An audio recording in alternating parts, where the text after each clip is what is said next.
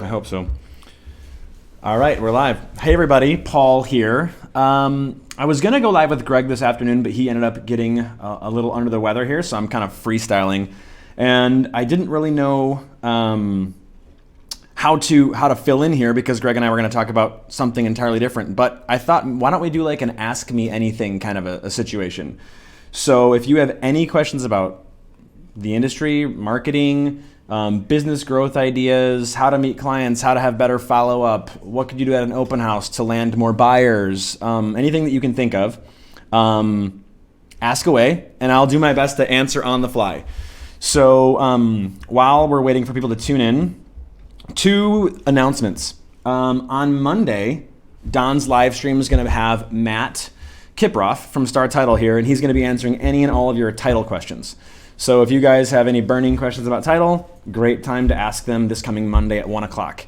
Another one, just as an update, one of the things that I want to accomplish this year is I want walkthroughs on every single required document for every single market that we operate in. So whether it's a purchase agreement or the buyer agency contract, we're going to run through line by line these documents and exactly what they mean, how you describe every single sentence on these documents. So if you've ever had any questions about how to explain a document, keep your eye out. We're going to be coming with those pretty soon here. All right. So I just kind of wrote some questions for myself down here because I get questions pretty frequently and on common things. So one of the things that people ask me all the time is, I feel like I'm behind the 8 ball on technology. All these tech companies make me feel like I'm outdated. I can't keep up. I don't use a CRM. All of these questions about technology. And then they're always like, hey, should I be using technology? Should I learn KV Core? What should I be doing? And so my thoughts on technology are, you don't have to use technology to be successful in real estate. I don't think so, at least. I don't think that, for example, when I was selling real estate, and I think my best year was about 58 houses, and this is probably 2009, when I was, I don't know how many years ago that is now. Anyways, almost 10 years ago. Jeez, 10 years ago. So I used an Excel spreadsheet was my CRM. It was just an Excel spreadsheet of my buyers, my sellers, my warm people. Whatever you want to do, it can work for you, but you don't need to use KV Core if you're not comfortable with it. You don't have to use Realty Juggler, Follow Up Boss, any of these other companies out there. Don't let the technology get in the way of doing the work, because I have yet to see a technology platform like a KV Core, like any of these programs out there. I have yet to see one of these that I can load a database into, flip every switch to on, and just let it run my business for me and build my business. I've never seen an agent successfully just flip a switch, walk away, and technology took it from there. So I would say that I'm a believer in technology, but I'm definitely not gonna put my marbles all on technology's shoulders. So if you're in that position where you're kind of wondering what should you or shouldn't you do, don't let technology get in the way of focusing on the people, because that's what this business comes down to. It's a people business. So that's my thoughts on like KV Core, because it comes up all the time. Everyone's like, should I learn it? Should I get in there and try and figure it out? Maybe use pieces of it, use portions of it, but don't feel like you have to learn it all. Will realtors exist in 10 years? That's another one people are always kind of curious about with technology, right? You have like Zillow, you have all these open doors, these knock.com, all these companies, and they're all trying to displace realtors. I haven't seen anything that's been so revolutionary yet that I feel like realtors' jobs are in jeopardy. I think that I don't think any of these software like KV Core or Kelly Command, any one of these new technology platforms out there, I don't think they're revolutionary. I think that .loop was revolutionary. It revolutionized a portion of the business. It revolutionized how we do contracts. It revolutionized how we interact with our clients on counteroffers and all that kind of stuff. You know, back when Greg was a big time selling agent, you know, they would submit an offer directly to the seller at their table, and then to go sit in the car, wait for a counteroffer to walk out the front door to the car, and it was a long drawn out process. So I think .loop's been revolutionary. I think the MLS has been pretty revolutionary because it took that technology off the little printed cards and put it digital. I think Zillow was revolutionary. I think they gave people the power to view homes on their time frame and made it a fun, enjoyable experience for buyers and sellers when they're curious. But right now, I don't see a ton I don't see a ton right now that I think is truly revolutionary outside of like, making our lives easier as realtors. I think that the first company that can take all of the risk away from the transaction, the first company that can give you a 30-day money-back guarantee on the purchase of a home, I think that would be revolutionary. I think that would change the industry. But I don't think these CRMs and search pages are changing the industry right now. Okay, those are my thoughts on technology. Do you have any questions? From the top, Tim Updike commented, I don't know if this is a question, he said listing agreements in the MLS public so other realtors can see, or broker/MLS. I would recommend broker/MLS. I don't really think that the other agents in the marketplace need to see what your agreement is with your client. This might not be a popular opinion, but for example, if I'm going to go for a 7% commission, when I know that that's a little maybe higher than what I'm seeing out there on average, and I know that I'm taking a risk to get that 7% commission, I don't necessarily want that buyer's agent to know because I didn't take the risk so I could give the buyer's agent a bonus. I took the risk because I thought I was worth it. So in that case, I wouldn't want to show my contract. I would just offer my 3% to the buyer's agent, and I would take the 4% for myself because I'm the one that earned the listing and I'm the one that took the risk. I don't think that I would be clicking the public, let any agent view my listing agreements. That's just my take on it, Tim. So also, it'd be good if you repeat the question. Okay, sorry. The question was from Tim about public or private listing agreements on the MLS, and I personally vote private. Okay, so we have another question from Andy Smith. He says, "What's the best software/apps you're using or have been hearing about?" I mean, real estate related apps. Okay, Andy Smith asks, what are the best apps you've been using or you've seen? Well, real estate related, to be really honest, I hate to even say this, but a lot of agents and the public use Zillow when they're out on the road because it's easier.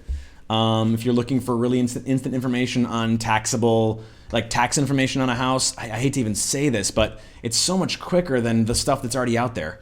And so the public are really heavily using Zillow. In terms of, I don't really see any revolutionary phone or computer apps for real estate. It all just kind of seems like another iteration of what's already out there.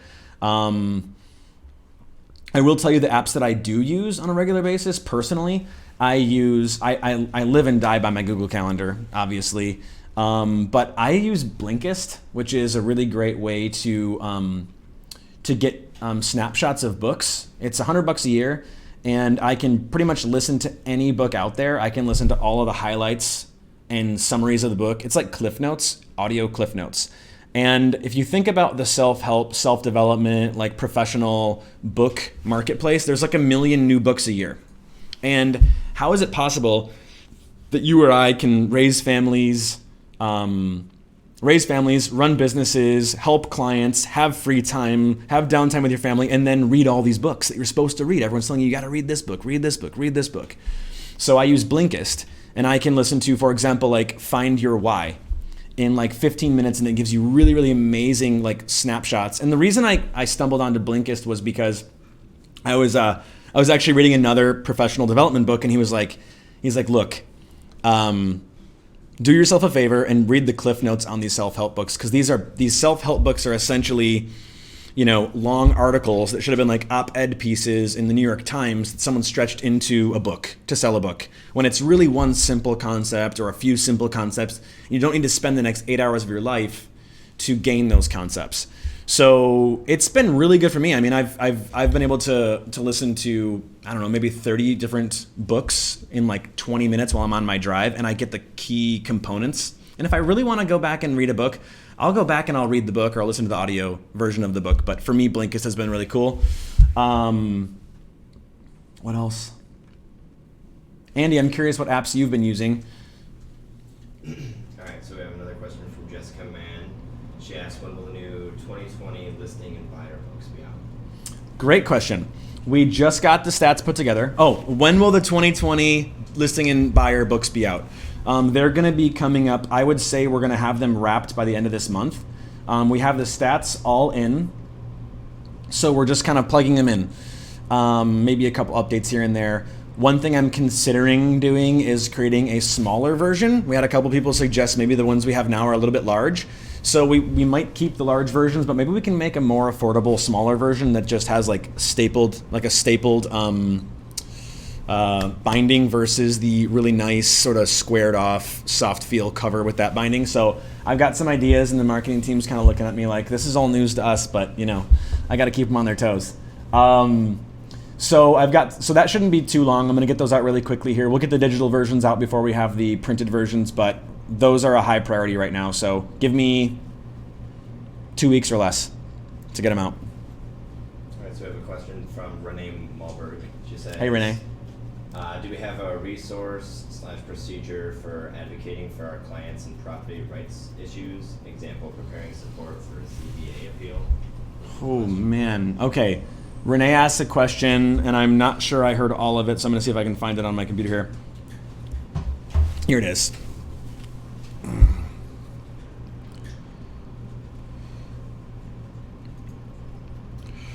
Okay, so I'm not 100% sure what you mean by, I'm not totally caught up on the ZBA appeal, but if you're having property rights issues,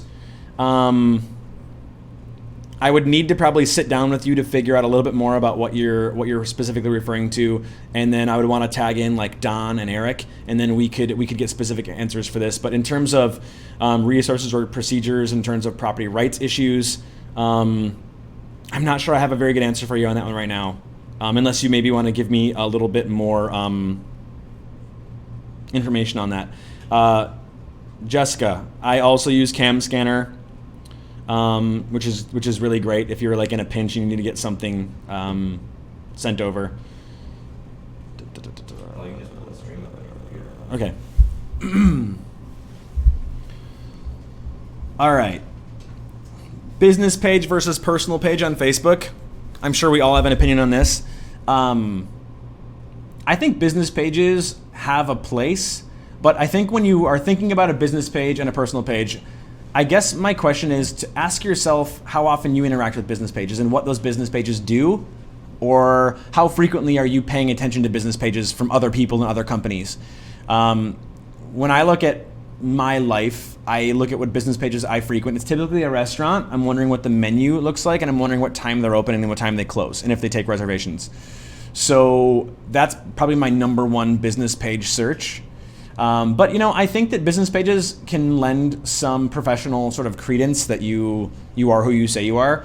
But I think in real estate, which is in a lot of ways a seriously referral-based business, your personal page I think probably has way more impact than your business page. And I would emphasize finding ways to maximize your personal page. I know that a lot of people want to shy away from talking about real estate too much, and I don't disagree, but I think there's got to be a clever way or a more creative way to make sure that every single person in your sphere knows that you're in real estate and that you would like to help them. I honestly, I can share a really simple story. Back when I was, I would have been like 26 or 27, and I was, doing 6 to 8 million in transactions and around 50 transactions, something like that. I wanted to redo my website. I wanted to get a logo made. I wanted to do all these kinds of things. This was like 10 years ago. And I honestly knew that I knew graphic designers, but I thought they were all really too cool for me. And I didn't think they'd want to work with me. And it wasn't until I bumped into a graphic designer that I thought was super talented. And he said, I would love to help you. I would love to work with you. This sounds like a fun project. And I was like, wow, I can't believe they would want to waste their time on me or help me with my little old real estate business. And so part of what I think our struggle is if you're going to keep your personal page so clean and no business on there, no real estate on there, and you're going to keep that part of your life separate, then I really think you're doing yourself a disservice, because it's not safe to assume that everyone knows what you're doing. And it's not safe to assume that, of course, you're their chosen realtor because they know you and they're aware that you're a realtor on Facebook. They aren't following you as closely as you think they are. They have their own life going on, their own stuff going on. So I would encourage you to look at how you are communicating and make sure that everyone knows that you're a realtor, and make sure that they know that you'd want to help them. Sometimes I think an invitation or a heartfelt, hey, I would love to help you sometime. It's not rocket science to try and to let someone know you want to work with them. And I think it goes a long way. So business pages are good, but think about if you've gone too far to one extreme or the other, and try and find a happy middle.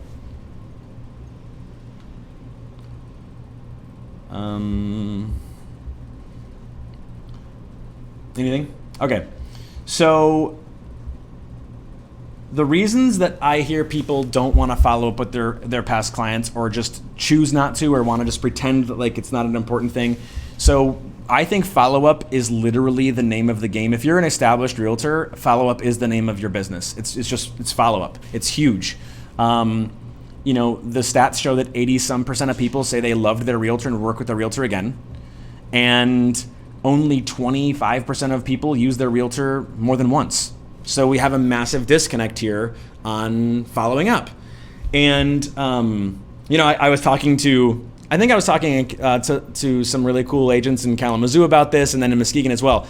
And I was thinking as I was thinking about why follow-up is important, other than like some really obvious reasons, I was trying to demonstrate why follow-up is important.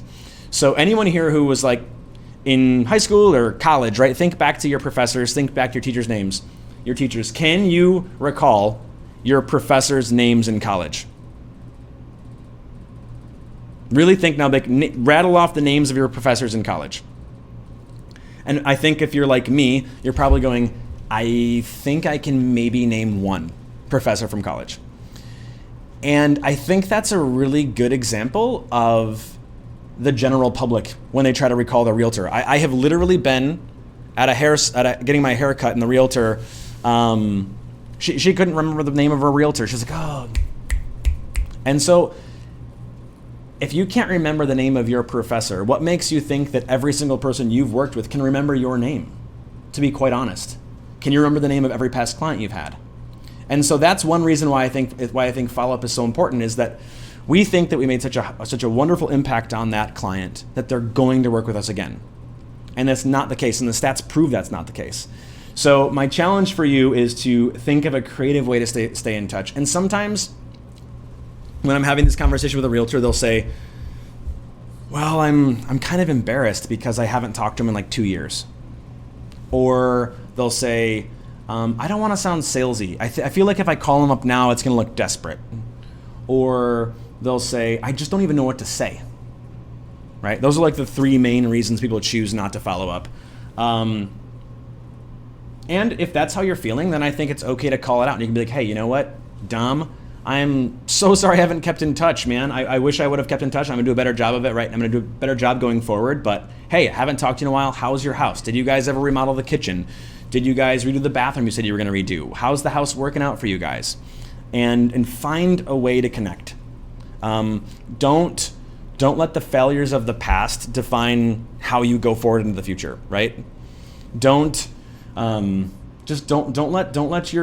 the mistakes you've made in the past, by letting these relationships kind of fall to the wayside, don't let it define how you move forward with your business. Take ownership of that and reach out, follow up. And if you need to find out, if you want to try and brainstorm ways to do it, message me, text me, call me, or any one of us on the team here, call Mary, and we'll help you think of ways to do it in a way that's really authentic to you and not going to feel cheesy or salesy.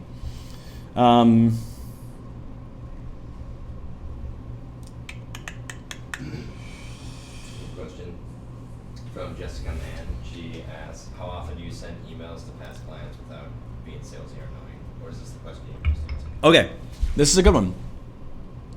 Let's just talk about follow-up emails. Okay, so how often do you email past clients, or how often do you stay in touch with them without being annoying or obnoxious? So I think if any of you look at your inboxes, you're going to see a ton of junk mail, right? Unless you're super, super talented at hitting the unsubscribe button, you're going to be loaded down with a bunch of junk. And we all have set up filters for ourselves, ways to get rid of junk. I don't want to see junk. I have so much noise in my life already. Like, I just can't have any more junk in my inbox. So if you're going to enter into that world of mailing people generic junk, I think you need to understand that you're going to be right next to like the State Farm junk mail. You're right next to the Kohl's discount sale that's coming up this weekend. And you're right next to the Amazon sale. And you're kind of in there with all the other noise, right? And so I think what we train people, if we're going to choose to send them junk, right, then I have 2 points to make on this. One, I understand the concept of top of mind. And I'm not arguing top of mind. I think top of mind is important. I'm not really saying don't send an email, but the argument typically when I say don't send junk mail, they're like, well, top of mind is super important. And I'm like, I agree, top of mind is super important. But also think about this. If you always send your clients junk, then when they think of your name and they see your name, they immediately send your mail to the trash bin. Like when they see your name, the first action is delete. And so I think that you can create negative connotation when you're just firing junk mail all the time. And I think that if you look at the junk mail you receive, how often do you open it? How often do you look at it? How often do you appreciate it? So what I'm really challenging you to think about is like, if you're gonna email past clients, is it worth taking a Saturday? Or is it worth taking, let's say a holiday break where you have a couple days off? And just go, what does my communication plan for 2020 look like? What are the 12 to 24 things that I want to say this year? And literally write those things down. And then find a way to say something of value that you wrote that was meaningful to those people. If, that's my opinion, is that like, I would say you need to probably be in their inbox at least once a month with something. If you're going to do a serious, active follow-up campaign via email, I would say once a month. But try and send something of value. Try and send something interesting. Try and use humor or make it really honestly from you. Don't make it generated by some, $25 a month service that just sends a junk mail with a photo of some generic downtown as the photo that they receive, because it's clearly not Muskegon, it's clearly not Grand Rapids, it's clearly not Kalamazoo, and it's clearly a junk mail service. So those are my thoughts on email. Is like, I've been encouraging people to just think for a few hours about what you want to say, and then if you don't know how to write it, call up someone that does. Call your in-laws or call somebody that knows how to write well. Hire a copywriter. You can probably get a copywriter for $15 an hour, out of college, that will help you draft a really beautifully written email, and have them draft 12 emails for you and then send those 12 emails out throughout the year. Just my thoughts on that. But I would probably email once a month. And you know what? I would think one of my value props would probably be either a once every 6 month market update, just to kind of show them what's happening in the market, because I do think that as a homeowner myself, as someone who has an IRA, like an investment arm here, I'm curious what my investment's done. And so I think one of your value props throughout the year should be, here's what's happened in the marketplace. Values are up, values are down, and treat them like the professional that you are. And I think that a lot of people forget that the closing table is really the start of the long-term relationship, not the end of the relationship.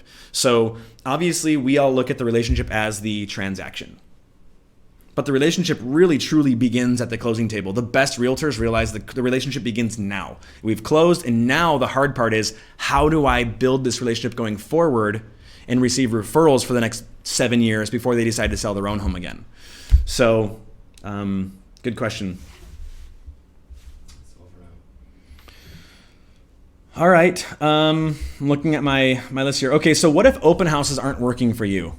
That's a question that people have, because open houses were like a staple of how I grew my business. I knew that anyone walking through that door was a possible buyer of mine for some other house, not necessarily the one that I'm hosting. And so I talked with this agent about a year ago, and she was like, I've held 60 open houses and I haven't got a single buyer from an open house. And I was just like, whoa. And so I was like, well, let's rethink this, because obviously if you've held 60 open houses and you've not walked away with a single buyer, then we need to change the strategy up. And so my encouragement with you on open houses is, if you're not walking away with buyers on a semi-regular basis from open houses, then we need to shift how you're thinking about open houses and shift how you're interacting with those buyers at open houses, because that should be a pretty. It should be able to be a pretty significant portion of your yearly, just sort of like what I would call like random leads, random clients that aren't really from a sphere-based person or a sphere-based relationship. Those should be pretty successful. If you are grabbing open houses that people are offering to you, hey, I've got a house open, do you want to hold it open? I'm not saying to not take them. I would take them, but I would start to be a little more critical. If you've been taking open houses that only have 1 or 2 people coming through, then I would question, is the home stale? Is it overpriced? Why is there no traffic coming through? Because we're still seeing homes that are priced right can generate multiple offers. We're still seeing solid seller's market. So if the home is priced properly, then you should see activity on the home at an open house. So maybe be a little bit more calculated in how you take open houses, and maybe even be a little more proactive and start calling realtors that have listings to ask if you can hold a house open. If you love working in Norton Shores or Portage or Easttown, go looking on the MLS and find houses there, and really easy ones. Look for 5-star agents in those marketplaces and say, hey, could I hold your house open on First Street? You don't have to wait for one to be offered. You can actually go and look for an opportunity. You can create an opportunity. Yeah, that's open houses. All right. Feel free to fire more questions in here. Do you have more questions? Okay, feel free to fire more questions in. If you guys ever want to meet, talk, brainstorm, talk open houses, talk anything at all about your business, you can reach me on my cell phone at 616-446-0051. I promise you I'll text you back probably within minutes. And I really encourage you to take some time, think about your business, think about 2020, think about what your goals are. And if we can help in any way at all, please reach out. It's our passion to try and help people. So, all right, guys, I hope you all have an awesome, what day is it today? Wednesday. All right, we'll talk to you guys soon. See ya.